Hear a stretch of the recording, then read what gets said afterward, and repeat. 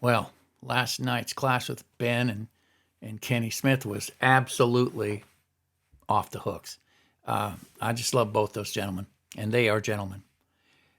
You know, when I take a class like this, I always look for that one or two things I can walk away with that will affect my life at that moment.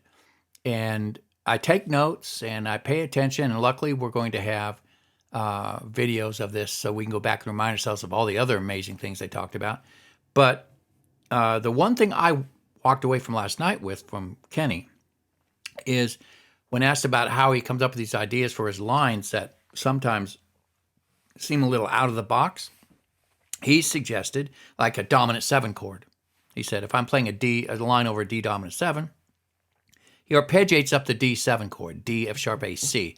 Then at that C, that becomes a tonic of the next major chord, a C major 7 chord, C, E, G, B. And it sounded amazing when he did it. So today, I thought, well, you know what? I'm going to ignore the dominant 7 chord entirely. And every time a dominant 7 chord comes up in the song I'm about to share with you, I'm just going to arpeggiate up the chord that's a step below. So I don't even pay any homage at all to the actual chord of the song. And this song's In the Garden, and there's a C7 chord in here, which means I'm going to arpeggiate up a B flat chord underneath the C7. There's a G7. I'm going to arpeggiate up an F chord over the G7. There's a D7. I'm going to arpeggiate up a C chord over the D7. See how that works? So I'm going to play the song first and then make one pass through.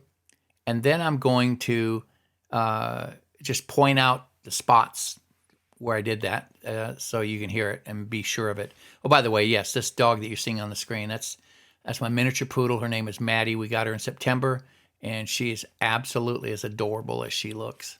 Yeah. I wish that was my farm behind her, to be honest. All right, let's get started. In the Garden. And here we go. Ready? 1, 2, 3, 1, 2, 3, 1, 2, 3, go.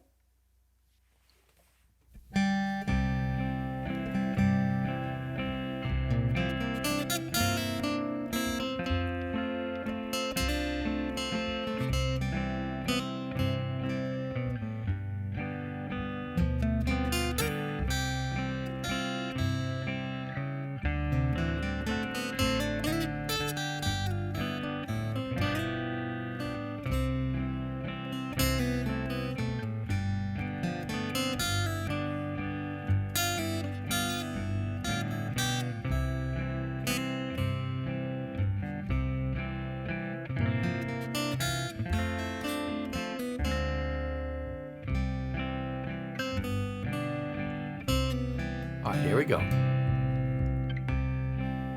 A B flat or a C7 chord.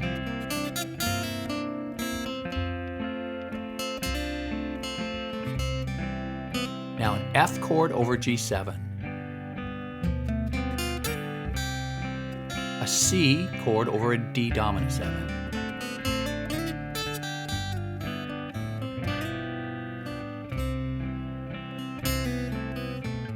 F over G7.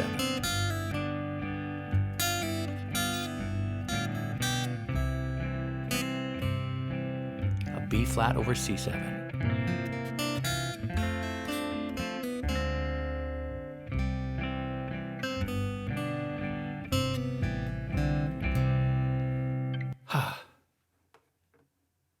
Now, I'm very excited. There's lots of ideas that are spinning around in my head right now.